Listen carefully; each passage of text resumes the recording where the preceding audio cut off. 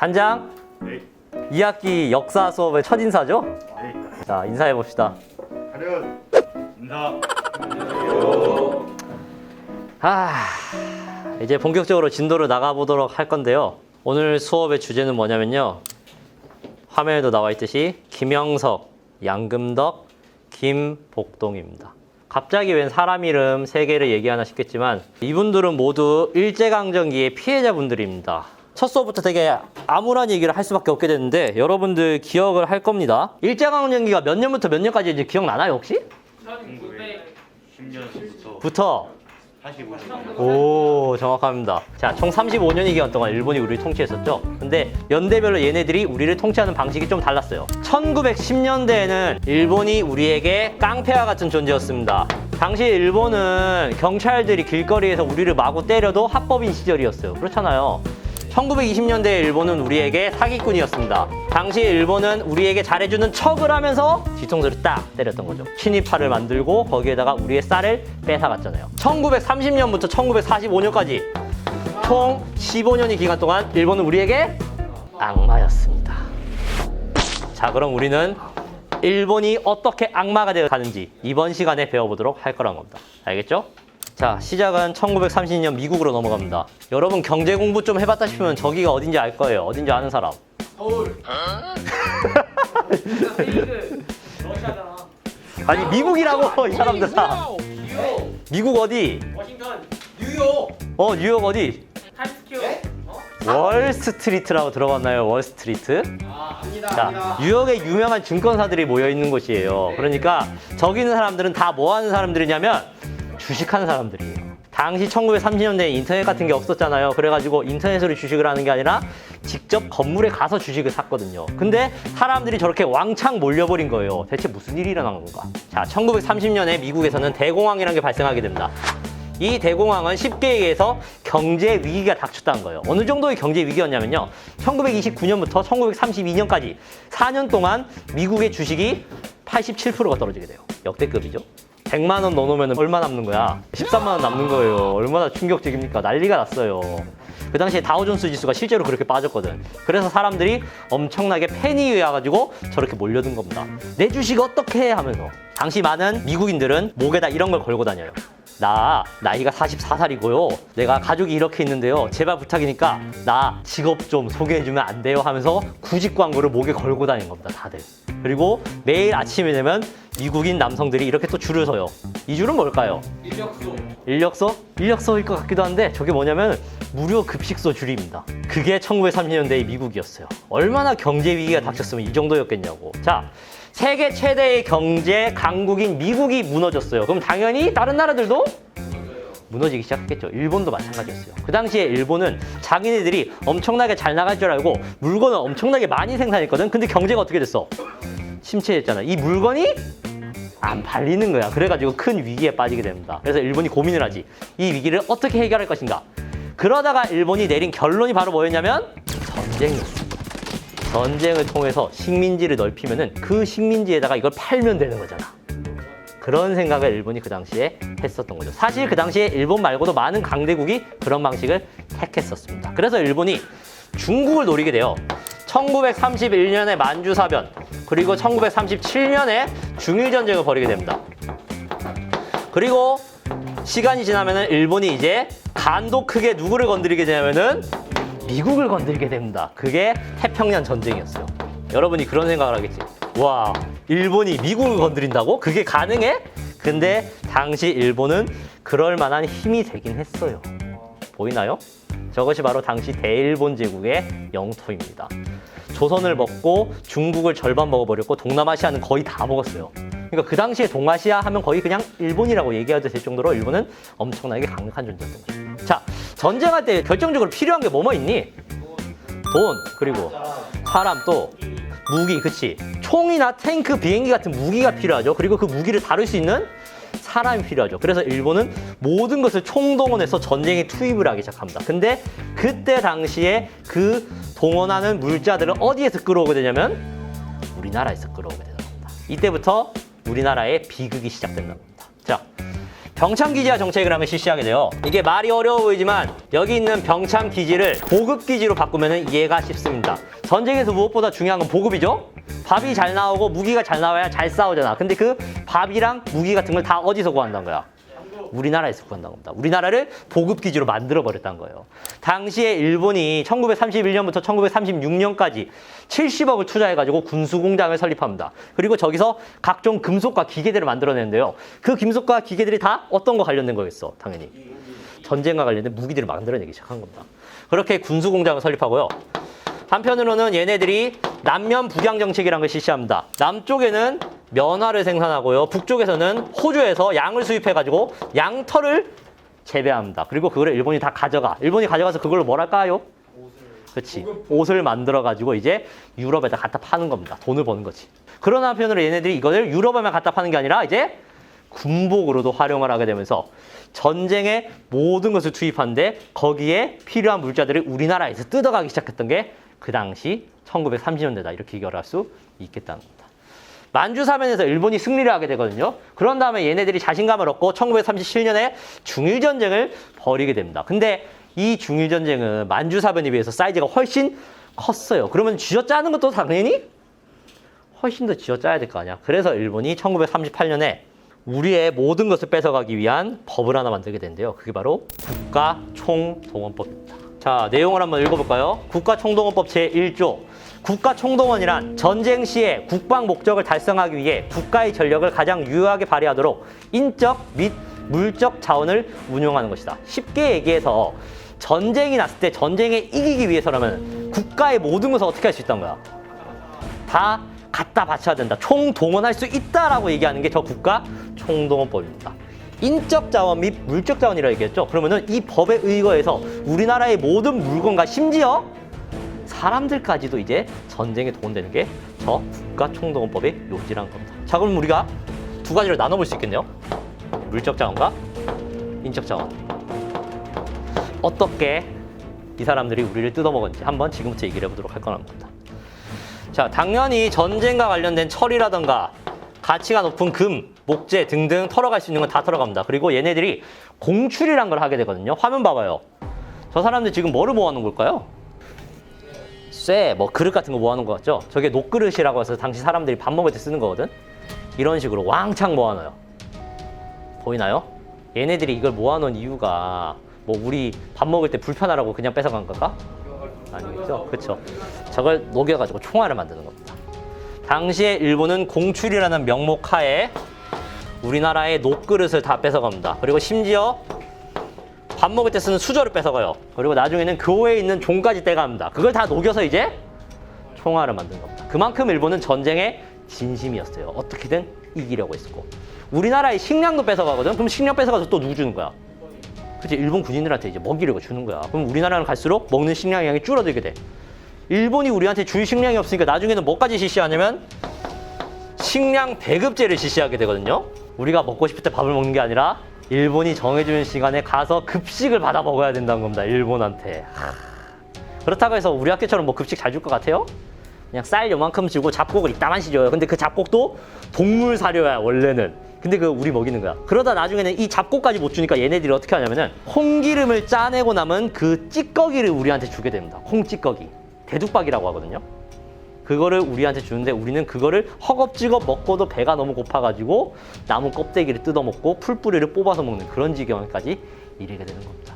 그들이 전쟁을 위해서 우리의 너무 많은 것이 희생이 되었던 거죠. 자, 근데 뭐 물적 자원까지 얘기하면 사실 그러려니 할 수 있어요. 그래, 너희는 원래 나쁜 놈이었으니까. 근데 이 사람들을 내가 악마로 규정짓는 이유는 이것 때문입니다. 인적 자원.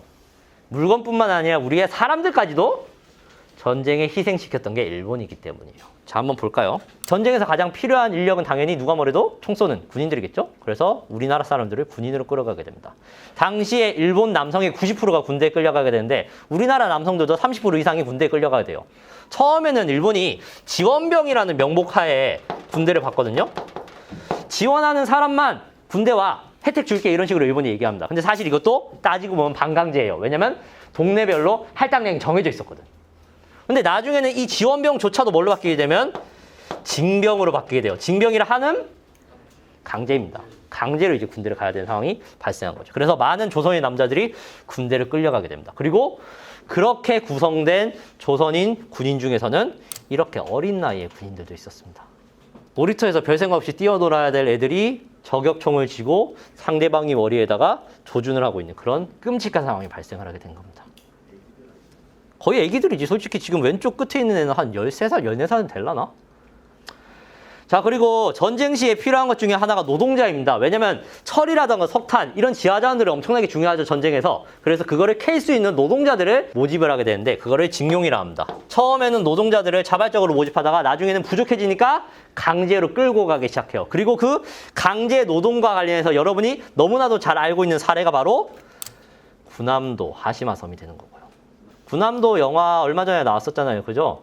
물론 실제랑 영화랑 내용이 많이 다르다 해가지고 영화가 좀 비판을 받긴 했었죠. 그래서 우리는 영화의 내용을 보는 게 아니라 실제로 이 군함도 하시마 섬에서 일을 했던 할아버지들의 인터뷰 영상을 5분 정도 보도록 할 거예요. 그걸 보고 나서 우리가 마저 얘기를 해보도록 합시다. 와 진짜 안에서 보니까 더 어마어마하네. 원래는 땅으로 배치를 한다니까. 계속 자극만 하고 있는 거야. 원래 막한테도 안 가고 그냥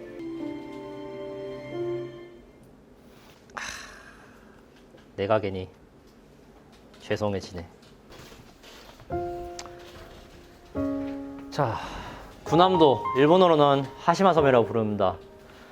저기에 600명의 조선인 노동자가 가게 되는데요. 그 중에서 80명은 자원했고요. 나머지는 다 강제징용입니다. 저기 한번 끌려가면 탈출할 수 있을까요? 힘들겠죠. 사방이 바다고요. 저기 들어가는데 파도가 너무 세가지고 배로도 쉽게 못 들어가는 곳입니다. 거기에 갇혀가지고 이제 지하로 내려가서 석탄을 캐는 겁니다. 근데 아까 전에 영상에서 봤다시피 45도가 넘는 고온에서 하루에 12시간에서 길면 16시간을 일합니다. 그러니까 잠자는 시간 빼고는 다 석탄을 그렇게 캐는 거예요. 분명 들어갈 때는 속옷만 입고 들어가는데 나올 때는 온몸이 새까맣게 옷이 입혀져 있어요. 석탄으로 뒤범벅이 돼가지고. 밥도 제대로 안 줘가지고 콩찌꺼기 남은 거, 대두박이라고 부르죠. 그거 먹는데 먹어도 배가 고파서 사람들이 이렇게 굶어갑니다. 빼쩍 마르게 돼요. 근데 저렇게 우리가 고통받았는데 저거에 대해서 일본은 공식적으로 제대로 사과를 했을까요? 안 했습니다. 오히려 일본은 군함도를 관광지로 활용을 하고 있어요. 일본의 근대화에 큰 기여를 했던 섬이다 이렇게 하면서 본인들이 보여주고 싶은 면만 그렇게 자랑거리처럼 보여주고 정작 본인들의 부끄러운 진실은 감추고 있는 게 지금 현재 일본의 현실이라는 겁니다. 영상에서 김영석 할아버지 나오잖아요. 이분이 그 제작진한테 그런 얘기를 들어요. 일본은 강제징용을 인정하고 있지 않은데 어떻게 생각하십니까? 라고 얘기하니까 이 할아버지가 할 말이 없어가지고 그냥 이렇게 말한 거죠. 내가 자원해서 갔다고? 하시마를? 몇십 년이 지났는데도 여전히 진실을 인정받지 못하고 있는 게 이 어르신의 현실이란 겁니다. 자, 남자들도 이렇게 고통을 받는데 여자들도 예외가 있을까요? 아니겠죠? 여자들은 근로 정신대로 끌려가게 됩니다. 당시에 일본인 교장들이 꼬드기기 시작한 거야. 우리나라 조선 여자들을. 얘들아, 너희들 일본으로 가면 공부도 많이 시켜줄 거고 그리고 월급도 많이 줄 테니까 일도 하고 공부도 하고 둘 다 해보는 거 어때? 하면서 우리나라 여자들을 꼬드기기 시작하고 그래서 그 꼬드기면 넘어가서 많은 여성들이 배를 타고 일본으로 넘어가게 됩니다. 하지만 현실은 넘어가자마자 공장이나 제철소에서 하루 종일 일만 하고 학교는 구경도 못하는 거죠. 그리고 나중에 겨우겨우 돌아왔을 때 그 사람들이 손에 쥐고 있는 월급은 당연히 없는 거고요. 대표적인 피해자가 여기 계신 양금덕 할머니입니다. 이 어르신이 몇 살에 끌려간 줄 알아요? 14살에 갔어요. 14살에. 14살의 나이에 일본의 미쓰비시 중공업으로 넘어가서 비행기 닦는 일을 하게 되는데 1년을 넘게 맞아가면서 일을 합니다. 하루에 10시간 넘게. 근데 광복된 이후에 겨우 돌아왔는데 손에 쥐어지는 것은 단 한 푼도 없었어요. 얼마나 안타깝습니까? 그리고 근로정신대 말고도 일본은 우리나라의 여자들을 또 다른 용도로 활용하게 되는데 이게 너무나도 끔찍한 사건인 일본군 위안부가 되는 겁니다. 일본군 위안부. 사실 이 위안부란 단어가 참 생각해보면 역겨운 단어지 않나요? 일본군을 말 그대로 뭐 어떻게 해준다는 거야? 위안을 해주겠다는 거 아니야. 근데 엄밀히 얘기하면 이거는 위안부가 아니라 이게 맞는 거죠. 성노예. 근데 일본은 이 단어에 극도로 민감하게 반응하면서 인정을 하지 않습니다. 솔직히 이 단어를 쓰는 게 맞긴 한데 공식적으로는 위안부란 단어가 맞아가지고 일단 교과서에서는 그렇게 쓰고 있고요. 성노예란 단어를 함부로 쓰는 것도 어떻게 보면 위안부 할머니들한테 상처가 될 수 있기 때문에 지금 현재 교과서에서는 위안부라는 표현을 쓰고 있긴 합니다. 일본군 위안부는 여러분이 미디어나 뉴스로 많이 접해봤을 테니까 제가 그냥 개인적으로 얘기하고 싶은 거 하나만 얘기해 보도록 할게요. 얼마 전에 무슨 일이 있었냐면요. 서울대학교 인권연구소에서 위안부 학살 영상을 발견을 했습니다. 일본인들이 조선인 위안부들을 학살하고 도망을 간 그 현장을 미군이 찍어가지고 영상으로 남겨놨는데 그게 발견이 된 거예요. 그거를 발표하면서 한 교수가 이런 말을 합니다. 일본군에 의한 조선인 위안부 학살은 분명 존재했습니다. 일본에게 위안부는 특종 군수품이었죠. 군수품 폐기라는 발상으로 위안부를 학살한 겁니다. 내가 일본이 악마라고 얘기하는 이유 중에 하나가 바로 이겁니다. 만약에 일본군이 위안부를 똑같은 사람으로 봤으면 그렇게 쉽게 죽이고 갈 수 있었을까요? 아니겠죠. 이 사람들은 위안부를 물건으로 본 거예요. 군수품. 그러니까 떠나면서 군수품 폐기하는 발상으로 위안부를 죽이고 간 겁니다. 국가총동원법이 말이 물적 인적이지 따지고 보면 우리 사람들도 얘네들한테 그냥 물건이나 다름없었던 겁니다. 그래서 일본을 악마라고 표현한 거죠. 그 당시에 일본을. 김복동 할머니 같은 경우에는 이제 위안부 피해자 중에 한 분이었는데요. 이분이 외국에 나가서 연설까지 하면서 위안부의 현실을 알리고자 노력을 합니다. 하지만 그럼에도 불구하고 일본은 제대로 된 사과를 하지 않았어요. 감정적이고 도의적인 사과만 할 뿐이죠. 왜냐하면 일본이 제대로 된 사과를 하는 순간 전 세계에 있는 모든 위안부한테 사과를 하고 배상을 해야 되니까. 우리나라만 위안부 있는 게 아니에요. 알죠? 유럽에도 있고 동남아시아에도 많아요. 그래가지고 김복동 할머니는 결국 일본 정부로부터 제대로 된 사과를 듣지 못한 채 93세의 나이로 세상을 떠나게 됩니다. 일본이 뭐 많이 반성했다, 시간이 많이 흘렀다 이런 얘기들을 하지만 아직까지 달라진 게 별로 없어요. 따지고 보면은. 아까 전에 얘기했던 미쓰비시 중공업 기억나나요? 이 미쓰비시 중공업 같은 경우에는 우리나라 노동자들 10만 명을 그 당시에 활용을 했었어요. 그 10만 명 중에서는 군함도 노동자도 있었고 근로정신대 노동자들도 있었죠. 특히 여기 중간에 계신 양금덕 할머니. 이분이 광복하고 우리나라로 돌아오면서 돈 한 푼 못 받았다 했잖아. 그지? 근데 2009년에 일본 정부가 양금덕 할머니한테 돈을 쥐어주게 되거든요. 그때 쥐어줬던 돈이 얼마인 줄 알아요? 10만 원. 10만 원? 300만 원. 300만 원? 99엔. 1160원. 1160원. 농담이 아니고 1160원. 후생연금이라 해서 일본의 국민연금 탈퇴하면서 나오는 돈, 그게 답니다. 이게 현실인 겁니다. 일본이 반성을 한다, 뭐 도의적인 책임을 느낀다 이렇게 말을 해봤자 이게 현실인 겁니다. 미쓰비시 중공업은 아직까지도 이 피해자들한테 제대로 된 보상을 하나도 해주지 않고 있어요. 어떻게 보면은 일본 정부가 갖고 있는 양심의 값이 그거밖에 안 되니까 1160원밖에 보상을 못 해주는 거 아닐까 이런 생각도 듭니다. 지금도 있어요. 사과. 미쓰비시 잘 나가지? 아는 사람들은 다 알죠? 미쓰비시. 그렇습니다. 자, 제가 오늘 수업의 제목을 이렇게 김영석, 양금덕, 김복동으로 해놓은 이유는 그래도 여러분이라도 저분들의 이름을 한 번씩 되뇌어 볼 수 있는 시간이 되면 좋지 않을까라는 생각에 일부러 제목을 저렇게 정했습니다. 오늘 수업을 통해서 여러분이 느껴야 되는 건 뭐냐면요. 뭐 나라도 그렇고 사람도 그렇고 잘못을 할 수는 있어요. 그죠? 근데 잘못을 반성하지 않으면 안 된다는 겁니다. 잘못을 저질러 놓고 악마라고 여겨질 만한 그런 잘못을 저질러 놓고 반성도 하지 않고 잘못된 태도를 일관하는 것은 보기 좋지 않은 모습이라고 생각을 합니다. 아무튼 그렇습니다. 그래서 여러분이 이분들의 이름을 한 번이라도 되뇌어보는 시간이 되었으면 하는 마음입니다. 오늘 수업 여기까지 하도록 할게요.